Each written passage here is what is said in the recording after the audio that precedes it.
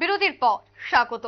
রাজ্যে প্রতিনিয়ত চোর এবং ছিনতাইবাজদের দৌরাত্ম্য বৃদ্ধি পাচ্ছে। দেখা যাচ্ছে রাজ্যের বিভিন্ন জায়গায় একেবারে দিন দুপুরে বা সন্ধ্যায় রাতে প্রতিনিয়ত ছিনতাইবাজ থেকে চোরের দল বিভিন্ন জায়গায় গিয়ে তাদের কাজ সম্পন্ন করছে। অন্যদিকে পুলিশ একেবারে শীত ঘুমে আচ্ছন্ন বলে অভিযোগ।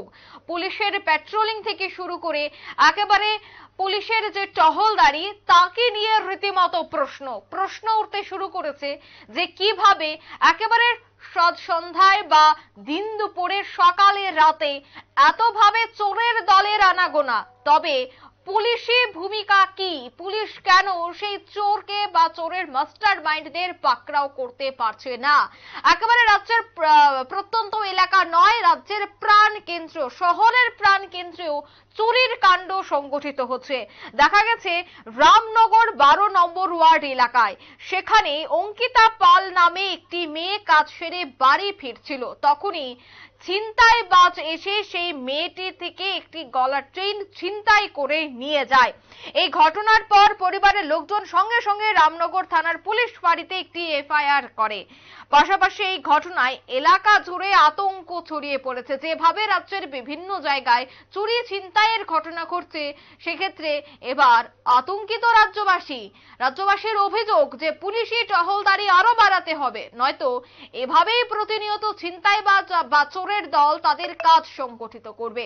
সে বিষয় নিয়ে সংশ্লিষ্টদের কি বক্তব্য শোনাবো। আমরা তো অ্যাকচুয়ালি কিছুক্ষণ আমার ছোট বোন, ঠিক আছে, তো বলছিল কি আমি তো বাইরে ঢুকলাম, ঢোকার সময় বলছে কি আমার মোবাইল চুরি হয়ে গেছে, ঠিক আছে। জাস্ট আমরা ঢুকলাম বোনকে নিয়ে, আমার কাকে নিয়ে, তো ঢুকলাম থানাতে, ঠিক আছে। থানার যে বাবু ছিল, বড় বাবু ছিল, তো উনি নিয়ে নিয়েছে, ঠিক আছে। তো এরপর বলছে কি ও বলছিল কি না আমরা এখন করতে পারবো না, জাস্ট আমরা নিয়ে নিয়েছি। কিন্তু কনস্টেবল ছিল, ওরা বলছে কি না মিনিমাম 2 মাস লাগবে, ঠিক আছে। লাস্ট থেকে কথা বলছিল, 2 মাস লাগবে। কেননা ওরা বলছে কি হয়তো বা অন্যরকম যে লোক থাকে না, যে যারা চুরি হতে পারে দুই রকম, ওই রকম ইয়েটি খায়, তো ওরা বলছে ওইরকম হতে পারে, ওরা চুরি করেছে, ঠিক আছে। এই 2 মাস লাগবে, কেন ওরা সিম ইউজ করবে আফটার তারপরে ইয়ে হবে। তো আমরা বলছিলাম যে ট্রেক করে নিন আপনারা, তো ঠিক আছে আমরা দেখছি কি হয়। বাট আমরা ওই বললাম যে ঠিক আছে আপনারা যতভাবে পারেন আপনার ব্যবস্থা করেন, বিকজ অফ যেহেতু আমার ছোট বোন, ওর মোবাইল ইএমআইতে কেনা হয়েছে, ঠিক আছে। তো মোবাইলটা তো মানে আমার কষ্ট করে কেনা হয়েছে, একটা প্রাইভেট ওখানে চাকরি করে, ঠিক আছে। তো ওই জন্য বললাম ঠিক আছে আমরা দেখছি কি করা যায়, বাট দেখা যাক কি হয়। ওরা বলতে চেষ্টা করবো যতটা করা যায়। কি মনে করতেছেন এটা কি ছিনতাই না চুরি? মেবি ছিনতাই হবে, চুরি কিছু নেই, ছিনতাই হয়েছে মেবি। কেননা যেহেতু এখানে ইয়ে দিয়ে মানে বাইকে ইয়ে করেছে, তো শুনতে হতে পারে, বাট ওরা যায় না। বাকি পুলিশ প্রশাসন যারা আছে ওরা বাকি এই ধরনের ঘটনা আগে এই এরিয়াতে হয়েছে কি?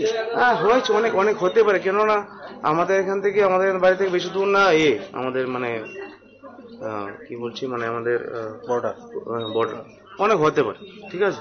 তো আমরা ডাইরেক্ট বলতে পারবো না, বাট হতে পারে। অনেক ছেলেপেলে অনেক আছে এদিকে, ছোটখাটো মানে অনেক ড্রাগস অনেক কিছু আছে, ঠিক আছে। এখানে আমরা দেখেছি, বাট আমরা ডাইরেক্ট বলতে পারবো না। তো অনেক ছেলেপেলে, ছোট ছেলেপেলে আছে, ড্রাগস নিয়ে অনেক কিছু ওই হতে পারে, ওই সময় হতে পারে। তো ডাইরেক্ট বলা ঠিক না, বাট যেহেতু ওই জিনিসটা আমরাও দেখেছি, তো আমাদের এখানে আমাদের এদিকে আমরা পাড়ার বাড়ি দেখেছি, অনেক কিছু হয়েছে, ঠিক আছে। তো হয়তো ওই ছবি অনেকে হয়েছে, ইয়ে করেছে। আপনারা শুনলেন তাদের অভিযোগ। মূলত মোবাইল ছিনতাই ঘটনাকে কেন্দ্র করে রীতিমতো চাঞ্চল্য ছড়িয়ে পড়ে এলাকা জুড়ে, এবং এলাকাবাসীদের অভিযোগ যে যারাই নেশার করাল গ্রাসে ধাবিত বা যারাই নেশা করে থাকে, তারাই এই ধরনের চুরির কাণ্ড সংগঠিত করছে। দুঃখিত, মোবাইল ফোন ছিনতাইকে কেন্দ্র করে রীতিমতো চাঞ্চল্য এলাকা জুড়ে। নিয়ে নিচ্ছে ছোট একটি বিজ্ঞাপন বিরতি, সঙ্গে থাকুন।